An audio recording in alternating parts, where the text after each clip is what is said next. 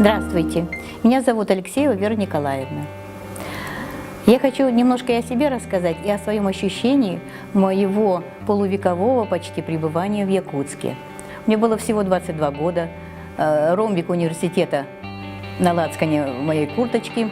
Вот, 30-31 июля я вступила на якутскую землю. После Зеленого Новосибирска, где была промежуточная посадка нашего самолета, вот, мы приземлились, конечно, в Якутске. И я была, мягко сказать, ошарашена, потому что пыль, ни единой травинки, жара, неистребимая была жара, моментально вот все. Знаешь, я даже с тех пор и говорю, что Лена проходит в мае месяце и падает жара. Я даже маме письма такие писала, что мама, у нас упала жара, она вот обволакивала. Вначале я свою карьеру начала вот на якутском хлебокомбинате, к которому присоединили макаронно-кондитерскую фабрику. Вот. Ну, понимаете, что выработка продукции – главный, так сказать, элемент в жизни вообще человека, пищевая продукция, поэтому к нам было приковано внимание всех и вся. Вспоминаешь о том времени, наверное, потому что это молодость. Это все равно вот серые будни, даже их серыми-то не назовешь, все равно это были будни трудовые, энергичные, чего-то мы там, кстати, добровольная народная дружина, будь здоров, на хлебозаводе была, санитарная дружина была, мы знали, как перевязать, как наложить шину, как что. То есть вот это все была наша жизнь, наша активная, интересная жизнь. И участвовали мы, кстати, в озеленении, садили вокруг хлебозавода, возьмите старый хлебозавод Надежинского, стоят там такие коряги, может быть, даже и моей рукой посаженные. Вот. Но, тем не менее, наступили 90-е годы, развалился Советский Союз.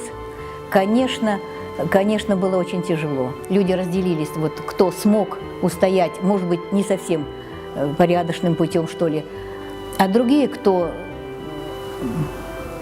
преодолел вот эту тягу, вернее, преодолел себе вот это вот стремление нажиться, тот устоял, тот дальше как бы сохранился как человек, как личность. Сейчас я работаю, кстати, мне исполнилось когда 60 лет, я так это посмотрела вокруг, да, прочитала объявление и пошла устроилась в детский сад помощником воспитателя. И вы знаете, я себя прекрасно 11 лет чувствую в детском саду.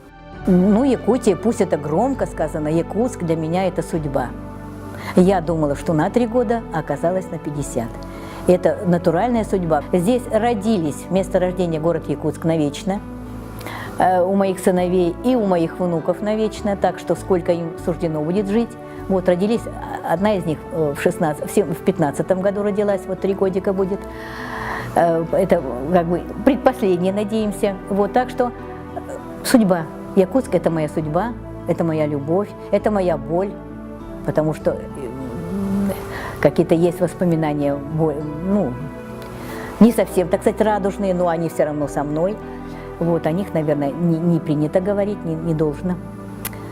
Вот. И, конечно, если бы мои силы, вот, и кто-то бы меня, так сказать, задействовал, хотя бы на организационные какие-то моменты, на какие-то вот выстраданные, что ли, планы, которые не осуществить уже мне в силу возраста, наверное, то я бы еще готова, так сказать, поработать и побыть в активе в каком-то, не сходить, что называется, со сцены.